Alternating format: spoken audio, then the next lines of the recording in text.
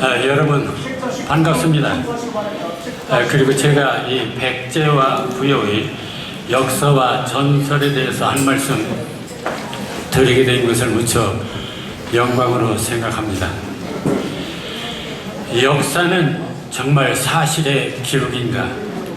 일반인들 입장에서는 당연히 그럴 것이라고 믿습니다. 역사는 사학자들이 과학적인 고정으로 기록된 것이고, 또 역사라는 사전적 의미도 인간이 살아온 내력을 사실대로 기록하는 것이라고 되어 있기 때문입니다. 그러나 역사가 그렇게 믿을 만한 것이라면 한 가지 물어보겠습니다. 광주 5.18 주범은 누구입니까? 발포 명령자는 누구입니까? 우리가 경험한 우리 시대 역사적 사건인데도 그 진상이 아직 분명하지가 않습니다. 하물며 1500년 전 역사가 얼마나 정확할 것인가? 어떤 사건이든 그것이 명백하게 밝혀지려면 당사자의 진실한 고백이 있어야 하고, 증거가 있어야 하고, 이를 사실대로 기록하는 기록자가 있어야 합니다. 그런데 당사자는 변명하고 증거는 인멸되고 기록자는 정책이나 입장에 따라 다르게 해석될 때 역사의 진실은 늘 왜곡될 수밖에 없는 것입니다.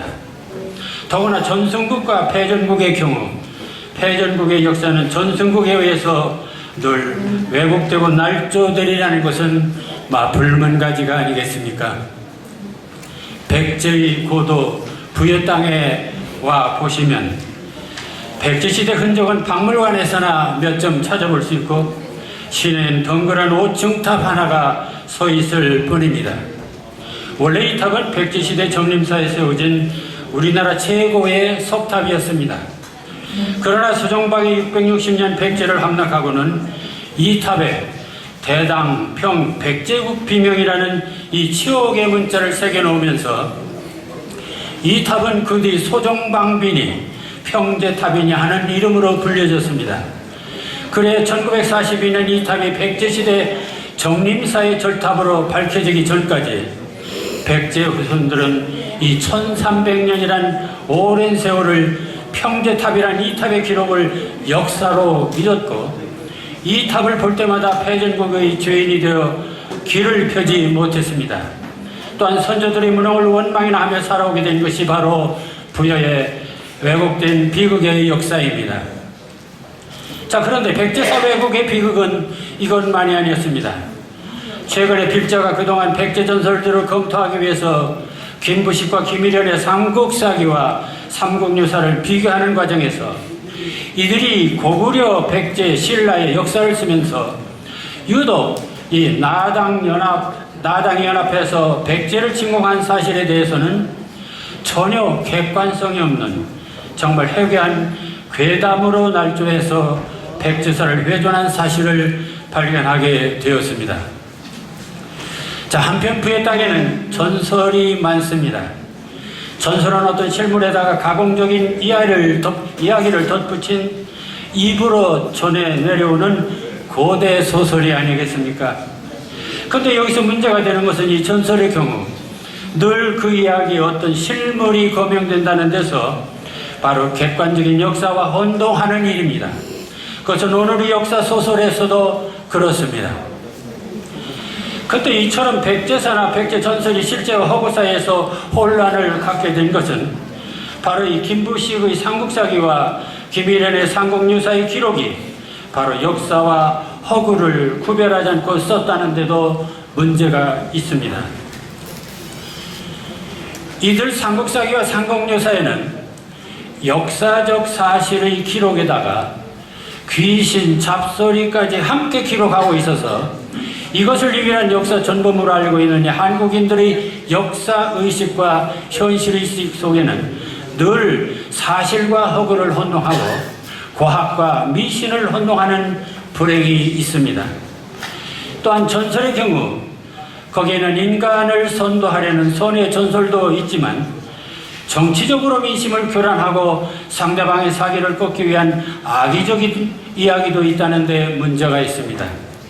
바리떼기 전설이나 견우직녀, 그리고 나무꾼과 선녀 등 수많은 이 선의의 전설들은 우리 문화를 보다 풍요롭고 정의롭게 확장해가는 고대 인문학 교육의 훌륭한 교과서가 되어왔습니다.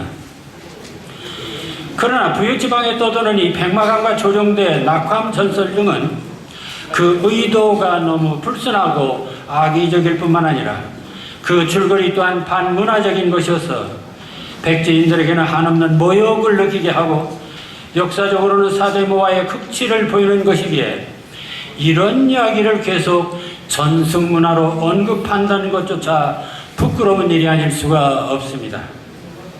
그런데 필자가 이처럼 왜곡된 백제사와 백제전설들을 검토하면서 더욱 놀라움을 느끼게 된 것은 이들 백제사와 전설 왜곡의 앞장선 인물들이 고려시대 김부식과 김일현은 물론이거니와 낙화암, 백마강, 조룡대 전설들을 시대마다 부정적으로 가장 확대 재생산한 인물들이 모두가 당대 문신이며 모두가 시문에 능한 여러분과 같은 문인들이었다는 사실입니다. 사실 김부식이나 김일현도 전문적인 사학자나 성렬하기보다는 모두 시문에 능한 문인이었고 또한 고려조, 조선조 그리고 최근에 이르기까지 이 백제사, 백제전설을 언급하거나 이를 소재로 작품을 쓴 인물들을 보면 모두가 신문에 능한 문인들입니다. 그렇다면 이 백제사를 왜곡하고 백제전설을 악의적으로 또는 부정적으로 확대 재생산한 주체는 모두 문인들이었다는 사실입니다. 물론 역사를 기술하거나 전설을 언급할 때 나름의 역사관이나 문학관이 반영될 수는 있습니다. 그러나 역사를 괴담과 혼란에서 혼합해서 쓰거나 지나치게 편파적으로 쓰거나 전설을 과장하고 왜곡해서 그와 관련된 사람들의 자존심이나 인격에 심한 상처를 주는 것까지도 문인의 자유로운 상상이니 창작이니 독창성이니 하는 것으로 허용될 수 있는 것인가 하는 점에 심한 회의를 느끼는 것입니다. 장사에게도 최소한의 상도가 있고 문장에는 문도가 있고 시에는 시도가 있어야 하지 않겠습니까? 필자는 이 점을 생각하면서 이 역사가 분명 객관적으로 잘못된 기록이라면 이를 바로 잡아야 한다는 것입니다. 또한 전설을 왜곡시켜 민족의 동질감을 저해하고 특정 지역인의 사기를 꺾는 이 악의적인 전설에 대해서는 이를 철저히 비판하고 시정해서 아무리 문인이라도 인류의 보편적 양심에 입각한 건강한 역사의식을 갖고 창작하기를 기대하면서 왜곡된 이 백제사와 백제전설의 문제점 몇 가지를 지적하고자 합니다. 첫째, 이 백제사 왜곡의 최악은 나당 연합군의 백제 침공기였습니다. 김부식이 삼국사기를 쓴 것은 1145년 고려 인종 때 왕명을 받고 기술한 것으로 이는 고구려 백제 신라 삼국에 대한 유일한 기록이기 때문에 우리에겐 더없이 소중한 역사서입니다. 그런데 이 김부식은 이 삼국사기 중 백제 번기를 쓰면서 특히 백제가 멸망하던 660년 전후 백제의 마지막 왕인 의자왕조에서는 너무나 사실과 다른 내용으로 역사를 왜곡했을 뿐만 아니라 해괴한 귀신 잡설들까지 동원하여 백제사를 치졸한 잡문으로 훼손한 사실을 확인하게 됩니다. 김부식은 삼국사기 백제번기 의자왕조에서 먼저 의자왕에 대해서 이렇게 기술하고 있습니다. 의자왕은 무왕의 맏아들로 용감하고 대담하며 결단성이 있었다. 부모에게는 효도하고 형제간의 우애가 있어서 당시에 해동증자라고 불렀다.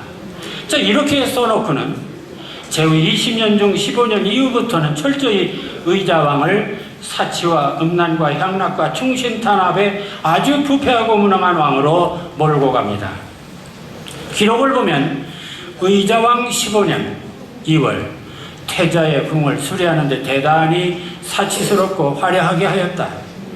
의자왕 16년 3월 왕이 궁녀들을 데리고 음란과 향락에 빠져서 술 마시기를 그치지 않으므로 좌평성충이 적극 말렸더니 왕이 노하여 그를 옥에 가두었다.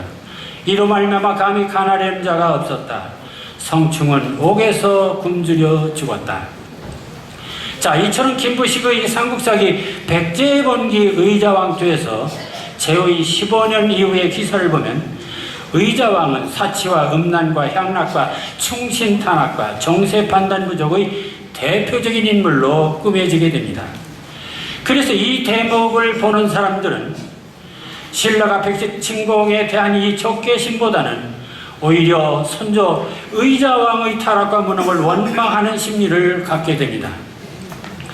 그리고는 이어서 김부식은 이 삼국사기 백제번기 의자왕조에서 그리고 김일현은 삼국유사 태종 춘추공조에서 이 나당연합군의 백제 침공 이유를 쓰는데 정말 이것은 미개인들에게나 짓거릴 법한 해괴한 저질 괴담들을 나열하고는 이런 이유로 당에 청병해서 백제를 공격하게 되었다고 기술해 놓았습니다. 자, 기록을 보면 의자왕 19년 백제 침공 1년 전 2월 여우떼가 궁중에 들어왔는데 흰 여우 한 마리가 상자평의 책상에 올라앉았다. 4월 태자궁에서 암탉이 참새와 교미하였다. 8월 여자 시체가 생초전에 떠나려 왔는데 길이가 18척이었다. 9월 대골들에 있는 회나무가 사람이 곡하는 소리처럼 울었으며 밤에는 대골 남쪽에서 귀신의 곡소리가 들렸다. 의자왕 20년, 바로 백제를 침공하던 해 2월입니다. 서울의 우물이 핏빛으로 변했다. 사비아의 물이 핏빛처럼 붉었다. 귀신이 대궐 안에 들어와서 백제가 망한다, 백제가 망한다고 크게 외치다가 그 땅속으로 들어갔다. 왕이 이상하게 생각하여 사람을 시켜 땅을 파괴하였다. 석자가령 파내려 가니 거북이 한 마리가 발견되는데 그 등에 백제는 둥근달 같고 신라는 초승달 같다고 적혀 있었다. 삼국사기를 우리는 정사라고 말하고 있습니다. 소위 이 정사라는 역사의 문장치고는 참으로 낯부끄러운 문장입니다. 이렇게 장황하게 나열하고는 이어서 당나라 고종이 조서를 내려서 소정방을 신구도 행군대 총관으로 임명하고 신라왕 김춘추를 의도 행군총관으로 임명하여 군사를 거느리고 당나라 군사와 합세하였다. 이렇게 기록하고 있습니다. 그러니까 나당연합군의 침공은 바로 백제 땅에 온갖 잡기들과 궤변이 있었기 때문이라는 얘기가 됩니다. 그리고 이를 뒷받침해주는 결정적인 단서가 바로 이 김일현의 삼국유사 태종 춘추공조의 기록입니다. 김일현은 삼국유사 태종 춘추공조에서 이 삼국사기와 똑같이 이런 괴담을 나열하고는 이렇게 기록해 놓았습니다.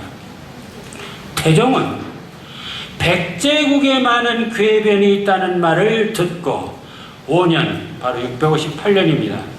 인문을 사자로 하여 당나라에 보내어 군사를 청하였다. 태종, 문, 백제국 중 다 궤변, 5년 경신, 견사, 인문, 청병.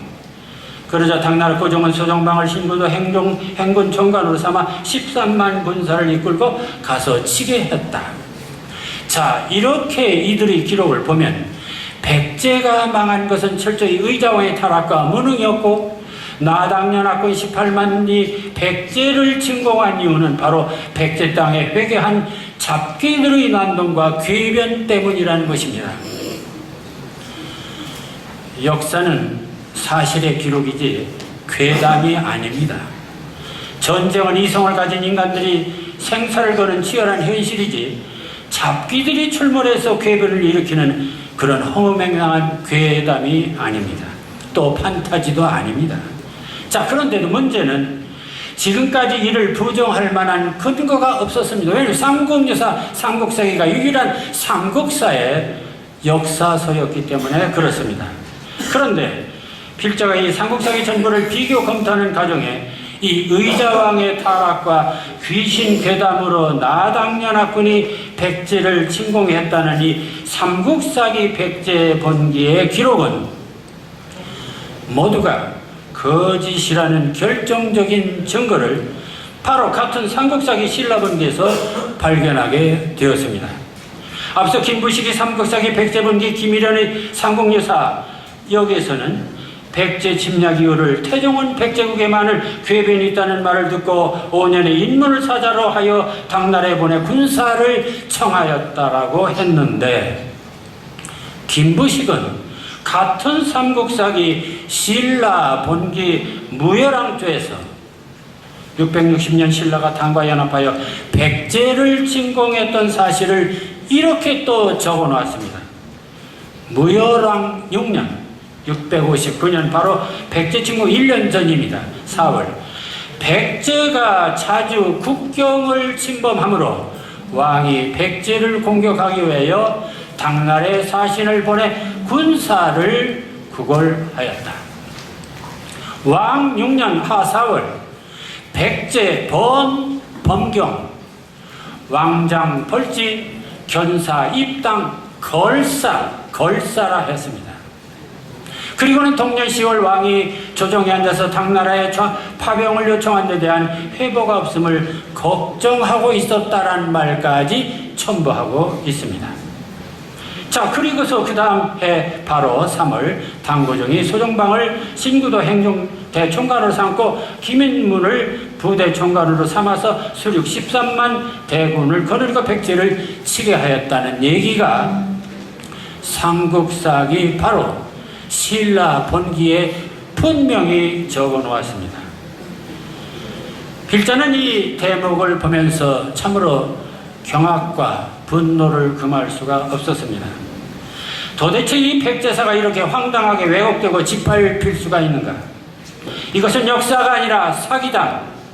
어떻게 한나라의 관료학자가 왕명을 받들어 역사를 집필하면서 삼국사기 백제번기 의자왕조와 삼국여사 태종 무량조에서는 백제 침공의 이유를 백제의 온갖 잡기와 궤변이 난무해서 이 왕이 당해 청병하였다라고 써놓고, 같은 삼국사기 신라번기 무열왕조에서는 백제가 자주 국경을 침범함으로 왕이 백제를 공격하기 위하여 당나라에 사신을 보내 군사를 애걸하였다. 걸사. 어느 쪽이 더 팩트입니까? 자, 이 기록대로라면 서기 660년 나당연합군이 백제를 침공한 것은 의자왕이 타락했거나 백제 땅에 해교한 작기가 난동해서가 아니라 오히려 백제를 침공하기 전해까지도 의자왕이 계속 신라 국경을 침범함으로 곤경에 처한 신라가 당해 군사를 애걸한 것임을 잘 말해주고 있는 것입니다. 그리고 이를 뒷받침하는 명백한 사실이 바로 660년 백제를 침략하고 함락하고 이 정림사지 석탑에 새긴 이 대당평 백제국 비명에서도 소정방은 백제 침공의 이유를 이렇게 적어놨습니다. 동벌친인 근의 명조, 동쪽으로는 친한 이웃을 쳐서 가까이 중국의 밝은 조칙을 어겼다. 다시 말하면 이 백제가 이웃 신라를 자주 친 것은 중국의 조칙을 어긴 것이다. 그래서 백제를 쳤다는 것입니다. 자, 이렇게 객관적 사실이 분명한데도 김부식은 삼국사기를 쓰면서 백제번기에는 의자왕 제위 16년부터 왕의 사치와 타락과 부패와 무능을 나열하다가 19년 20년에는 온갖 잡기와 궤변을 장황하게 나열하였고, 김일현은 이로 인해서 당에 원병을 청했다는 정말 어처구니가 없는 역사의 왜곡을 넘어 도저히 묵과할 수 없는 시대의 사기극을 버젓이 역사에 기록해 놓은 것입니다. 자, 둘째는 이 낙화암 백마강 조룡대 전설의 왜곡 날조사에 대해서 좀 보겠습니다. 부역적에는 전설이 많다 했습니다. 그런데 그중 가장 야비하고 교활하게 사실을 왜곡하고 터무니없는 이야기를 만들어서 백제의 침략을 정당화하고 백제의 자존심을 짓밟고 있는 것이 바로 낙화암 삼천국녀설 그리고 백마강 조룡대 전설입니다. 우선 백제가 패할 당시 현재 이 낙화암이라 부르는 바위는 당시에는 아무 이름도 없는 무명의 바위였습니다. 더구나 왕이나 궁녀가 그 바위에서 떨어져 죽었다는 당시 기록이나 근거도 없습니다. 이런 무명의 바위가 역사에 거명된 것은 역시 백제 패망 후 600년이 지난 고려 중기 1280년 김일현의 삼국유사에서 비롯되고 있습니다. 김일현은 삼국유사에서 백제국이 이르기를 부해성 북정모 등에 큰 바위가 있는데 전에 내려오기를 의자왕이 여러 후궁들과 죽음을 면하지 못할 것을 알고 차라리 자살할지언정 남이 전에 죽지 않을 것이다 하고는 서로 이끌고 이곳에 와서 강물에 투신하여 죽었다고 한다. 그래서 세상에서는 이 바위를 타사암, 사람이 떨어져 죽은 바위라고 한다. 그러나 이것은 잘못된 속설이다. 궁녀들만 떨어져 죽었을 뿐이고 의자왕은 당나라에서 죽었다. 당서에 분명하게 쓰여있다라고 적어놓게 됩니다. 자, 이렇게 백제시대에는 무명이었던 바위를 600년이 지난 고려조 김일현이 궁녀들이 떨어져 죽은 타사암으로 소개하자 바로 50년이 지나서 1330년 같은 고려조 문신 이곡은 부여를 놓았다 가면서 주행기에서 궁녀들이 의리상 당나라 군사들에게 몸을 더럽힐 수도 없다 하며 때를 지어 이 바위에서 강물에 몸을 던져 죽으니 낙화이라 했다. 이어서 같은 시대의 문신 이전호도 그의 시 석탄행에서 낙화 밑에 물결은 호탕한데 흰 구름만 천년을 떠도느나 이렇게 해서 이 타사암이었던 바위 이름이 낙화암으로 규정되게 됩니다. 자, 그렇다면 이 무명의 바위가 타사암에서 낙화암으로 후궁들이 궁녀들이 떼지어로 변질된 것은 바로 일현의 삼국유사 이후 고려시대 사대주의 문신들에 의해서 개작된 것임을 알 수가 있습니다. 그런데 조선조에 와서는 문신이 김헌이 낙화암이란 시에서 삼천궁녀들이 모래에 몸을 맡겨라고 했습니다. 또 민재인은 백마강부에서 역시 구름 같은 삼천궁녀를 바라보며 라고 언급하게 됩니다. 자, 이때부터 이 바위는 이제 삼천궁녀가 떨어져 죽은 낙화암으로 둔갑하게 됩니다. 이것은 바로 조선조 시대입니다. 그러니까 낙화암 삼천궁녀설은 조선조에서 형성된 것임을 알 수 있습니다. 그리고 이것을 계기로 해서 수많은 문인들이 부여에 와서 시한수를 쓸 때마다 이 낙화암 삼천궁녀를 소재로 하게 됩니다. 그리고 이 낙화암 삼천궁녀설은 일제감정기엔 시인 조영암의 낙화삼천, 시인 김영호의 꿈꾸는 백마강, 1950년대 시인 솔로몬의 백마강 등의 가사가 유행가로 번지면서 이건 아주 전국의 애창가가 되었으며 부여인들은 지금도 모였다면 18번처럼 낙화암 삼천궁녀를 불러대고 있습니다. 따라서 이 낙화암 삼천궁녀설은 당초 사실과 무관하게 꾸민 이 궁녀들의 정절 이야기를 삼천궁녀로 과장 왜곡하면서 정절 이야기가 오히려 의자왕의 타락상을 극대화하는 이야기로 변질되었고 당시 동아시아 문명의 중개자 노릇을 했던 이 백제사마저도 바로 이 삼천궁녀설로 가리워지게 됩니다. 백마강과 조룡대전설은 어떤가? 원래 강과 용은 번영과 생성과 호국을 상징하는 영원한 문학의 메타포가 됩니다. 그런데 유독 부유지방을 수호해야 할 이 백마강용은 백제 멸망과 더불어 이미 오래전에 죽어버렸다는 것입니다. 그것도 그냥 죽은 것이 아니라 낚시바늘에 꿰어 처참하게 죽었다는 것입니다. 신출 기모라는 천하 영문인 용은 쉽게 죽지 않습니다. 아니, 죽어서도 안 됩니다. 그런데 백마강용은 백마고기 한 점에 무력하게 죽었다는 이 악랄한 전설이 바로 백마강과 조룡대 전설입니다.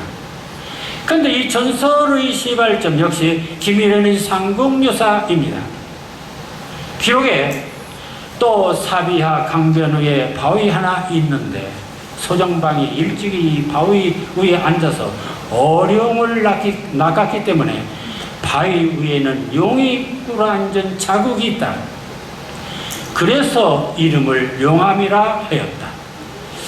아니, 소정방이 할 일이 없어서 부서산 넘어 후미진 그런 바위에서 낚시질을 했단 말인가. 그리고 과거에는 이 어룡이란 말이 그냥 물고기를 말하기도 했습니다.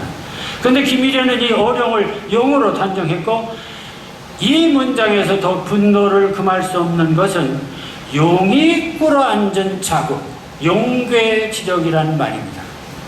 백제를 좋아하는 백마강 용이 소종방 대장님 앞에 꿇어앉았다는 말은 정말 백제를 경멸하고 중국 장수를 최대한 높이려는 사대주의 한 단면이 아닐 수 없습니다. 김일현은 삼국유사에서 이처럼 백제의 호국용을 백마강용은 잔인하게 죽였습니다마는 같은 삼국유사에서 신라 자기 선대인 문무왕에 대해서는 그는 죽어서도 통의 용이 되었다는 유명한 대왕암 전설을 추가해서 신라 후손들은 지금도 문무대왕용이 그들을 지켜주고 있다는 믿음과 자부심으로 살고 있는 것입니다. 자, 그런데 이 고려조에 와서 김일현이 기록해 놓은 소정방용을 이 조선조 중기 신증 동국 여지 승남에서는 용암을 조룡대란 명칭으로 바꾸고, 백마강은 백마고기로 용을 낚았기 때문이라는 내용으로 다시 또 날조되게 됩니다. 자, 그러나 이 백마강의 명칭은 이미 백제시대 또 백강, 백촌강으로 불려졌고, 이 백자나 마자가 크다는 뜻도 있습니다. 그렇기 때문에 사실은 이 백마강은 부여 지역에서 제일 크고 큰 강이라는 뜻입니다. 자, 이런데 이것을 조선조에 와서 백마고기로 용을 낚았다고 그렇게 또 덮어 씌웠습니다. 자, 그리고 일제 강점기에는 이 백마강 용잡기 전설이 더욱 악랄하게 내용이 변질되는데, 그 하나가 소정방이 낮에는 왕, 밤에는 용이 되는 의자왕용을 백마고기로 낚았다. 이런 괴담이고, 또 하나는 이미 죽어서 호국용이 된 의자왕의 부왕인 무왕의 용을 백마고기로 낚았다는 정말 부관참시 같은 인면수심의 악랄한 괴담으로 변질되었습니다. 이것은 바로 일본 식민지 사관에서 나타난 또 하나의 날조라고 볼 수 있습니다. 자, 이상에서 보듯이 지금 부여지방을 중심으로 떠돌고 있는 이 백제와 관련된 전설들은 사실은 백제가 망한 그 당시도 아니고 통일신라시대도 아닌 이미 600년이 지난 고려시대부터 김일현의 삼국유사에서 그 괴담의 시가 뿌려졌고, 백제와 전혀 무관한 조선조 시대나 일제 강점기로 내려오면서 더욱 악랄한 괴담으로 확대 재생산된 것을 알 수가 있습니다. 자, 이처럼 백제사, 백제전설들의 대부분이 고려조엔 사대주의와 친신라적인 문인들에 의해서, 조선조엔 사대주의와 이 무책임한 추종주의 문인들에 의해서, 그리고 일제 강점기엔 식민지배 이데올로기에 의해서 지속적으로 왜곡, 과장되었고, 이러한 백제 폐마의 악순환은 일제를 거쳐 현재 이르면서도 계속되는 역사학의 부작용이 되고 있습니다. 그래야 최근에는 많은 문인들이 이 백제나 부여를 소재로 창작할 경우 이런 왜곡된 허구들을 기정사실화하여 백제나 부여라면 의뢰의 의자왕의 무능과 타락과 부패와 삼천궁녀를 들먹이면서 의자왕을 원망하고 조롱하며 즐기는 대단히 무책임하고 불의한 창작 풍토가 조성되고 있다고 보겠습니다. 이는 마치 남의 집에 불난 것을 즐기거나 아니면 아예 남의 집에 불을 계속 질러대고 즐기는 대단히 좋지 않은 폭력 문화가 아닐 수 없다고 봅니다. 백제사나 백제전설을 멋대로 왜곡 날조함으로 그로 인해서 백제인이나 백제 후손들이 겪을 열패감이나 정신적 상처를 전혀 고려하지 않는 이런 역사의식이나 창작 태도는 남에게 고통을 주고 이를 즐기려는 사디즘적 창작 심리라고 할 수 있습니다.